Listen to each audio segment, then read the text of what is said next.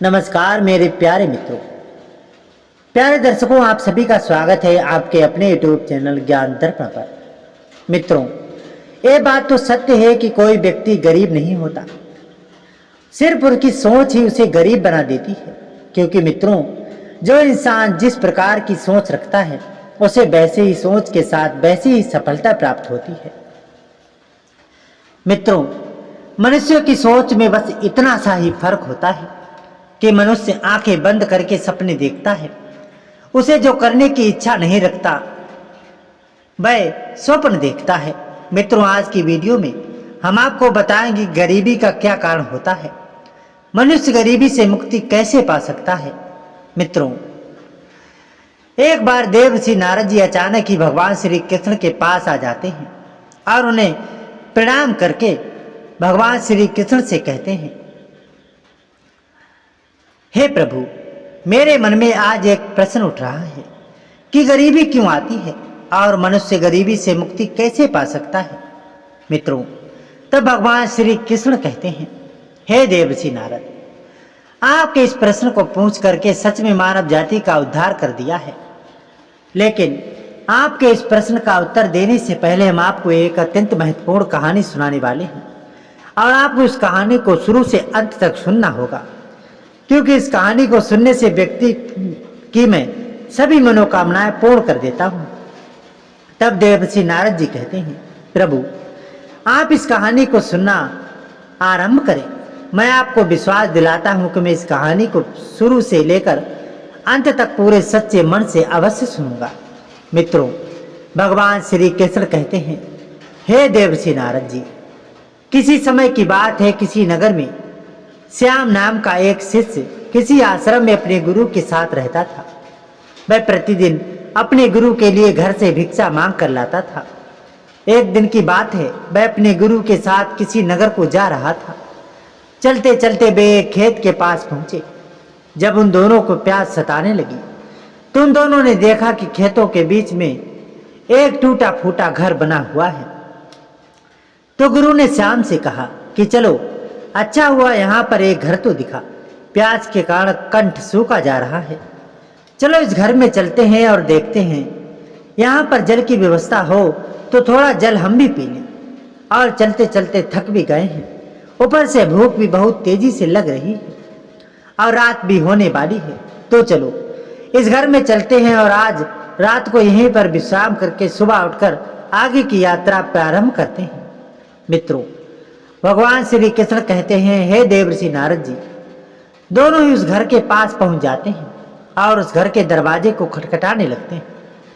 तो थोड़ी ही देर में एक व्यक्ति दरवाजा खोलता है और उनके साथ में उस व्यक्ति की पत्नी दरवाजे से बाहर निकलती है। उस व्यक्ति की पत्नी अपने हाथ में एक 3 वर्ष का बच्चा लिए हुए खड़ी थी। उस सभी ने बहुत ही फटे पुराने कपड़े पहन रखे थे। श्याम के गुरुजी ने उन लोगों के बड़े ही विनम्रता से कहा, क्या हमें पीने के लिए पानी मिल सकता है? तो वे व्यक्ति अंदर से पानी लेकर आया और उन दोनों को दे दिया, जिसे श्याम एवं उसके गुरु ने ग्रहण कर लिया। फिर अचानक ही उस शिष्य के गुरुजी उस व्यक्ति से कहने लगते हैं, आपका खेत तो बहुत बड़ा है, अपने इस खेत में कोई फसल क्यों नहीं लगाई है? फिर आप लोग अपने घर का गुजारा कैसे करते हैं? श्याम के गुरुजी की ऐसी बातें सुनकर वह व्यक्ति उनसे कहता है, गुरुजी, हमारे पास एक भैंस है जो काफी दूध देती है। उसके दूध बेचकर ही हम कुछ पैसे कमा लेते हैं, जिससे हमारे घर का गुजारा हो जाता है। और उस भैंस की वजह से मुझे मेरे बच्चे के लिए दूध भी कहीं से खरीदना नहीं पड़ता। श्याम के गुरुजी की इन्हीं सब बातों में रात हो जाती है। तो श्याम के गुरु ने सोचा कि आज रात को हम इसी घर में रुक जाते हैं। तब श्याम के गुरु ने उस व्यक्ति से एक रात उनके घर में ठहरने की अनुमति मांगी। तो उस व्यक्ति ने उन दोनों को एक रात उनके घर में ठहरने की अनुमति दे दी और वे दोनों उस व्यक्ति के घर में ठहर जाते हैं और भोजन जलपान करने के बाद विश्राम करने लग जाते हैं। मित्रों, भगवान श्री कृष्ण जी कहते हैं कि हे देवर्षि नारद, जब आधी रात बीती तभी अचानक ही उनके गुरु की नींद उठ जाती है और अपने शिष्य के पास जाकर उनके कान में बहुत ही धीमी आवाज में कहते हैं कि चलो अब हमें यहाँ से चलना चाहिए और साथ ही साथ अभी इस व्यक्ति की भैंस को भी ले जाकर जंगल में छोड़ना है। गुरुजी की ऐसी बातों को सुनकर श्याम को थोड़े समय के लिए विश्वास नहीं हो रहा था, क्योंकि उसके गुरुजी ने उसे कभी किसी के साथ गलत करना नहीं सिखाया था। उसके गुरुजी सदा ही उसे बहुत ही गलत कार्य करने के लिए मना करते थे। श्याम ने सोचा कि आज पहली बार गुरुजी ये क्या कह रहे हैं। ऐसा तो उन्होंने कभी किसी के साथ करने का सोचा तक नहीं, परंतु श्याम अपने गुरुजी के इस कार्य को करने से मना भी नहीं कर सकता था, क्योंकि वह अपने गुरुजी का एक आज्ञाकारी और बहुत ही बुद्धिमान शिष्य था। आंखें कर वे दोनों उस व्यक्ति की भैंस को लेकर के जंगल की तरफ निकल पड़े और उन्होंने उस भैंस को जंगल में ले जाकर के एक ऐसी जगह छोड़ दिया जहां से उस व्यक्ति की भैंस का घर वापस आना बहुत मुश्किल था। उसके बाद श्याम और उसके गुरुजी दोनों ही उस जंगल से बाहर चले जाते हैं और उस व्यक्ति के घर में ना जाकर सीधे ही अपने आश्रम आ जाते हैं और उसके गुरुजी पहले की तरह ही रहने लगते हैं, जैसे उन्होंने किसी के साथ कुछ गलत किया ही ना हो। लेकिन श्याम के मन में ये बात हमेशा ही खटकती रहती थी कि उसके गुरुजी ने उस गरीब और असहाय व्यक्ति के साथ ऐसा क्यों किया। उस व्यक्ति का घर तो उजड़ गया। मित्रों, भगवान श्री कृष्ण कहते हैं कि हे देवर्षि, जो पूरे 18 वर्ष गुजर जाने के बाद श्याम भी अपने गुरु की तरह ही एक आश्रम का बड़ा गुरु बना, तो एक दिन उसके मन में विचार आया कि क्यों ना उस व्यक्ति से मिला जाए जिस व्यक्ति की भैंस मैंने और मेरे गुरुजी ने जंगल में छोड़ दी थी, और मैं उस गरीब व्यक्ति को कुछ धन देकर उसकी कुछ आर्थिक मदद भी कर दूंगा ताकि उस व्यक्ति की आगे की जिंदगी खुशहाल बन जाए। इसी विचार से वह उस व्यक्ति की तलाश में निकल गया और कुछ ही समय बाद वह उस व्यक्ति के घर पहुंच गया, परंतु वहां का दृश्य देखकर वह बहुत ही हैरान हो गया, क्योंकि अब उस व्यक्ति के सामने वाले खेत में बहुत सारे वृक्ष लगे हुए थे जिस पर कई सारे फल भी लगे हुए थे, और उस व्यक्ति की झोपड़ी की जगह एक विशाल घर बना हुआ था। ये सब देखकर श्याम अपने मन में विचार करने लगा कि हो सकता है भैंस के चले जाने के कारण वह व्यक्ति अपना सब कुछ बेचकर यहाँ से चला गया होगा, और ये सोचते हुए वह वापस लौटने लगा।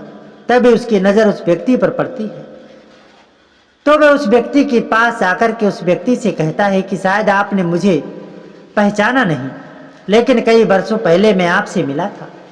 तब भी व्यक्ति कहता है, मैं आपको कैसे भूल सकता हूँ, आप तो उस दिन बिना बताए ही मेरे यहाँ से चले गए थे, और उसी दिन हमारी भैंस भी ना जाने कहाँ चली गई, और वे आज तक हमारे पास नहीं लौटी। कुछ दिनों तक भैंस के खो जाने के कारण मैं बहुत परेशान रहा। मेरे कुछ समझ नहीं आ रहा था कि अब मैं क्या करूं, परंतु परिवार को चलाने के लिए कोई ना कोई काम तो करना ही था। इसलिए मैंने बहुत सोच करके जंगल से लकड़ियों को काट कर उन्हें बेचने का काम शुरू कर दिया। लकड़ियों को बेचकर उनसे मुझे कोई भी पैसा मिले जिससे मैं अपने खेतों में फसल उगाने लगा, और फसल भी बहुत अच्छी हुई। जिसके बाद मैंने अपने खेत के चारों तरफ फलों का एक बगीचा भी लगा दिया, जिसके बगीचे में बहुत अच्छे अच्छे फल हुए, और उन फलों को शहर में बेचकर अपनी सभी जरूरतों की चीज़ों को खरीद लिया। और आज देखो, अब मैं इस नगर का फल बेचने वाला सबसे बड़ा व्यापारी बन गया हूँ। मित्रों, भगवान श्री कृष्ण कहते हैं, हे देवर्षि नारद जी, उस व्यक्ति ने श्याम से कहा, आपको पता है ये सब कुछ उसी भैंस के जाने के कारण ही हो पाया है, क्योंकि उसी भैंस के कारण घर में होने के कारण मैंने कभी कोई दूसरा कार्य करने के बारे में नहीं सोचा। लेकिन भैंस के खो जाने के बाद मैंने अपने परिवार का पालन पोषण करने के लिए दूसरा कार्य करने के बारे में सोचा, जिससे मैंने पैसा कमा सकूं। वह व्यक्ति श्याम से कहता है, भला हो उस व्यक्ति का जिसने मेरी भैंस को चुरा लिया। अगर वह व्यक्ति मेरी भैंस को नहीं चुराता तो आज मैं पहले की तरह ही गरीब और असहाय रहता। लेकिन देखो, आज मैं अपनी जिंदगी से बहुत खुश हूँ और इस नगर का सबसे बड़ा व्यापारी भी हूँ। श्याम उस व्यक्ति के मुख से बातें सुनकर बड़ा ही हैरान हो जाता है और सोच में पड़ जाता है कि मैं तो इस व्यक्ति के पास उसकी मदद करने के इरादे से आया था, लेकिन इस व्यक्ति के घर परिवार का माहौल पहले से काफी अच्छा है और इसे तो अपनी भैंस खो जाने का ज्यादा दुख भी नहीं हुआ। इससे तो उसने परिवार को चलाने के लिए सबसे अलग ही दिमाग लगा लिया और आज देखो, ये व्यक्ति इस नगर का सबसे बड़ा व्यापारी बन चुका है। लेकिन इस व्यक्ति को यही सब कार्य पहले क्यों नहीं किया? अगर ये व्यक्ति ये सभी कार्य पहले से ही कर लेता तो इसे अभी तक गरीबी का सामना नहीं करना पड़ता। मित्रों, भगवान श्री कृष्ण कहते हैं, हे देवर्षि नारद जी। तब श्याम इतना सोचकर उस व्यक्ति से कहता है, भाई एक कार्य तो तुम पहले भी कर सकते थे। तब वह व्यक्ति जवाब देते हुए कहता है, एक कार्य पहले भी हो सकता था, परंतु उस समय मेरे परिवार का पालन पोषण मेरी भैंस की वजह से बिना मेहनत किए ही बड़ी ही आसानी से चल जा रहा था।